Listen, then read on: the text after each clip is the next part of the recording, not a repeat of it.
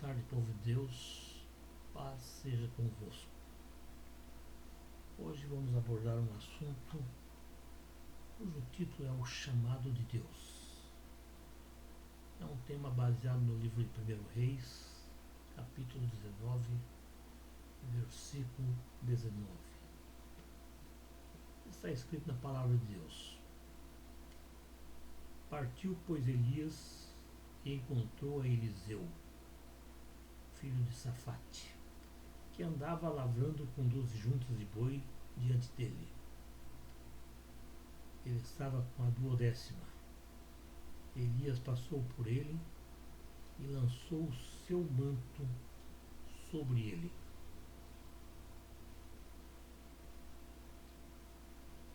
Esses versículos nos falam do chamado de Eliseu para o trabalho do Senhor nosso Deus.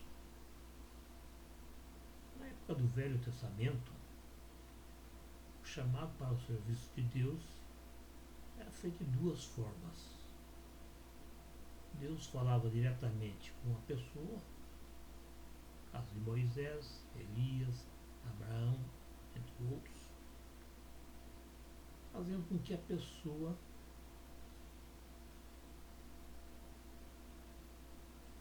viesse trabalhar. E Deus outorgava ao seu escolhido que ungisse alguém para isso.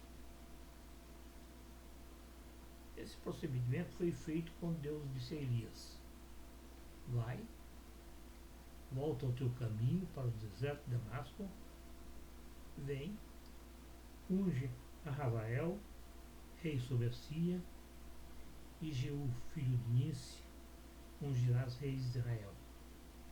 E também Eliseu, filho de Safate, de Abel Meolá, ungirás profeta em teu lugar. Então, duas maneiras: ou Deus falava diretamente com o escolhido, ou Deus mandava que um dos seus profetas fosse e ungisse essa pessoa para o trabalho. Elias, ele fez o que Deus mandou. Como disse a palavra lida nessa noite, ele lançou o seu manto sobre Eliseu.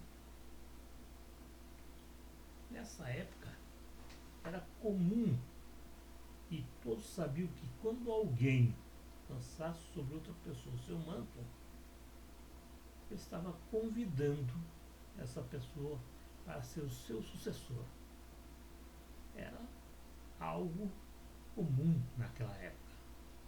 Logo, Eliseu sabia que estava sendo chamado para ser o sucessor de Elias como profeta de Deus nessa terra. Hoje não é muito diferente. Embora os tempos sejam diferentes, não é muito diferente. Deus continua a chamar pessoas para o seu serviço. O serviço nesta terra. Porém, não vivemos mais no Velho Testamento. Vivemos na época da graça. E hoje não existem mais profetas específicos para serem sucedidos. Pois um profeta se tornou o alvo para que todos os que neles creem possam continuar aqui na terra o serviço que ele começou, que ele iniciou há mais de 2000 anos atrás. Esse profeta que nós falamos é Cristo Jesus. Hoje também não existe mais a tradição do manto, pois Cristo, o profeta, não vive no meio do povo. Ele mudou de endereço. Ele deixou de habitar no meio do povo para habitar nos corações de cada um dos seus discípulos. Ele habita nos corações daqueles que creem na sua verdade. Mas o chamado ainda existe. Todos os dias, em todas as cidades, nos mais remotos lugares do mundo, Deus, através do Espírito Santo, continua a chamar milhares de pessoas para dar prosseguimento ao trabalho que Cristo Jesus iniciou há mais de 2000 anos atrás. Nós somos chamados. Você que está ouvindo essa pregação, você que agora lê essa mensagem, também é um dos chamados de Deus. Cristo Jesus, quando veio a essa terra, ele tinha um tríplice ministério. Ele curava, ele libertava, ele ensinava. E esse ministério que Cristo Jesus tinha não morreu com a morte de Jesus Cristo na cruz do Calvário. Pelo contrário, com a sua morte e ressurreição, esse ministério foi avivado e foi transferido para todas as pessoas que creem nessa verdade, através do batismo no Espírito Santo. Você, irmão, foi chamado para exercer o ministério de Cristo Jesus. E para ter certeza disso, é só lembrar do que Cristo falou. Ele disse: esses sinais hão de acompanhar aqueles que creem. Está lá, em Marcos capítulo 16, versículo 17. Mas que sinais são esses?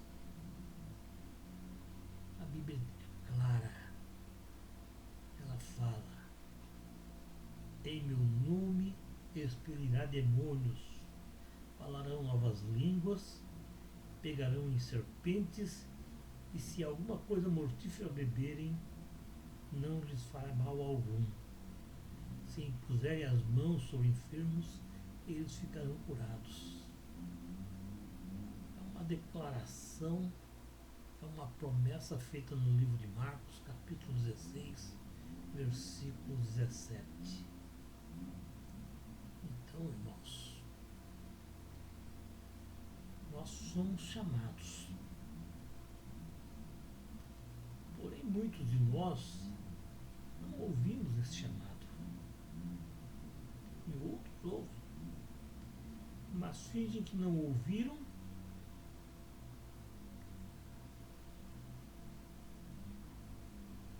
e outros ainda que ouvem, mas por causa dos muitos afazeres, perdem um tempo para Deus. Repetem as mesmas coisas, as mesmas desculpas daquele que falou: deixa que primeiro eu vá enterrar meu pai. Ou do outro que disse: Senhor, eu te seguirei, mas deixa-me despedir primeiro dos que estão em minha casa. A esses Jesus falou: ninguém que lança a mão do arado e olha para trás é apto para o reino de Deus. A palavra de Cristo que está lá no livro de Lucas, capítulo 9, versículos 59 ao 62. Sabe, irmãos? Nós somos chamados. Porém, poucos estão aptos para o reino de Deus. Sabe por quê?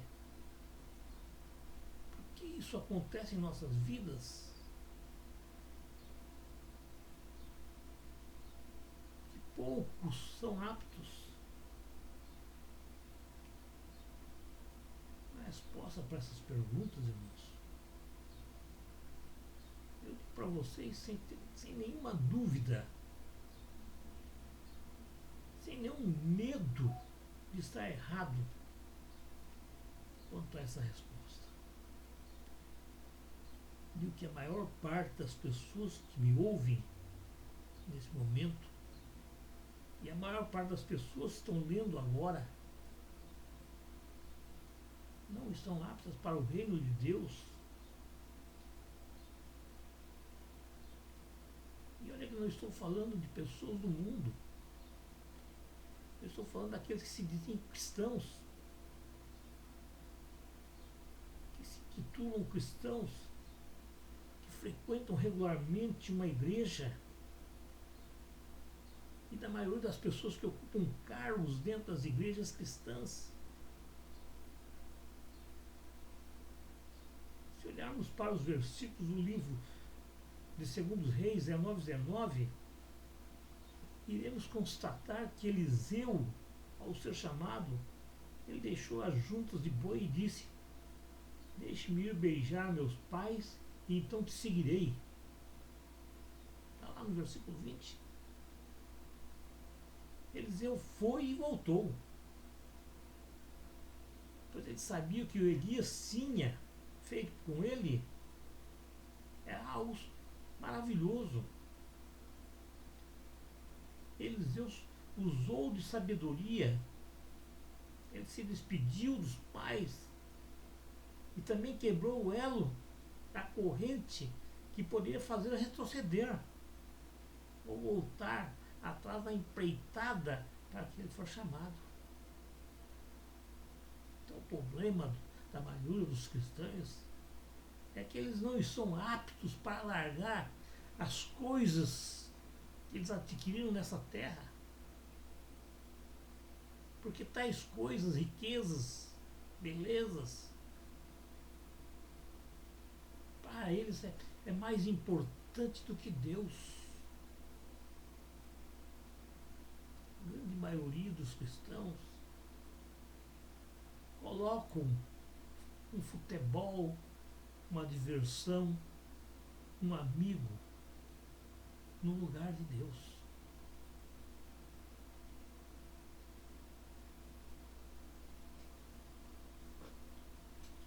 A palavra diz que Eliseu tomou a junta de boi e os matou. E com os aparelhos cozeu as carnes e deu ao povo. E depois seguiu Elias.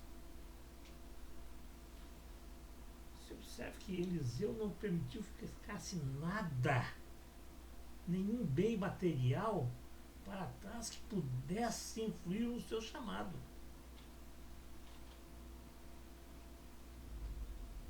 Essa última frase, irmãos, é a resposta da pergunta formulada anteriormente. Porque isso não acontece com a maioria das pessoas. Elas estão sempre envolvidas com seus afazeres, com seus bens materiais e não dispõem de tempo para fazer a vontade de Deus. Você foi chamado, irmão. Então, você deve se desvincular de todas as coisas, todas as raízes que possam desvirtuar os seus caminhos. Eu não estou querendo dizer com isso que você tem que ser pobre, miserável, que não possa possuir bens materiais. Não, isso não tem nada a ver.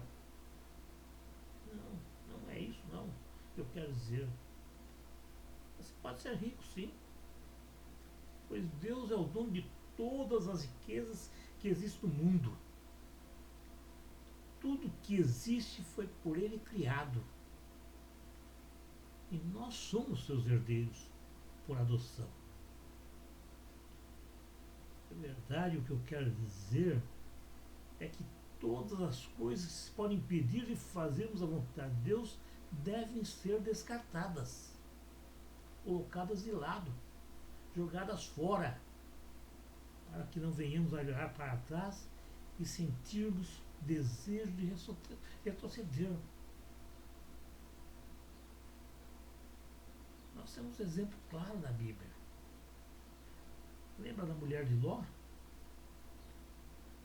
Os anjos foram até a cidade de Sodoma. Está lá em Gênesis, capítulo 19, versículo 11, para salvar Ló e seus familiares. Os anjos disseram: escapa-te por tua vida, não olhes para trás de ti, não pares em toda essa campina, escapa para lá do monte, para que não pereças. Gênesis capítulo 19, versículo 17. No entanto, irmãos, a mulher de Ló não deu ouvido às palavras dos anjos. Ela olhou para trás. Ela se tornou uma estátua de sal. Está escrito lá em Gênesis, capítulo 19, versículo 26. Sabe por que isso aconteceu? Porque a palavra de Deus é clara. Ela nos fala claramente que onde estiver o seu tesouro, ali também estará o nosso coração. Está escrito lá em Mateus, capítulo 6, versículo 21. O tesouro da mulher de Ló eram os bens e as coisas terrenas que estavam deixando para trás. Por isso ela se voltou. Quando nós nos prendemos às coisas materiais, nosso coração também ficará preso a elas e não permitirá que nós venhamos a servir a Deus no seu chamado. Sempre haverá uma desculpa. Tenha certeza disso. Então as pessoas se enganam pensando que por frequentarem uma igreja, por participar dando seus dízimos e ofertas, ocupando funções, já é suficiente para ser salvo. Sabemos que a salvação, irmãos, não vem por aquilo que fazemos. Ela é gratuita. É dom de Deus. Fazer coisas para a igreja, para as pessoas, é nossa obrigação. Para ser salvo, irmãos, precisamos ser aceitos por Deus. Precisamos fazer parte do corpo do qual Cristo é a cabeça.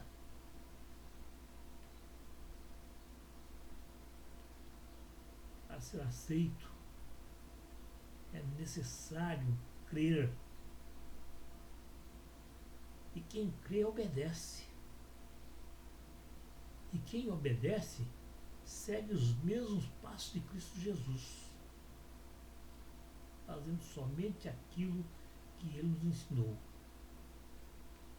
aceitando-o, tendo Ele como único Senhor e Salvador para nossas vidas, não permitindo que nada nesse mundo possa tomar o lugar que por direito é de Cristo Jesus, um lugar que deve estar sempre reservado em nossos corações. O nosso tesouro verdadeiro, é Cristo, que deve estar sempre no nosso coração. Fique com Deus.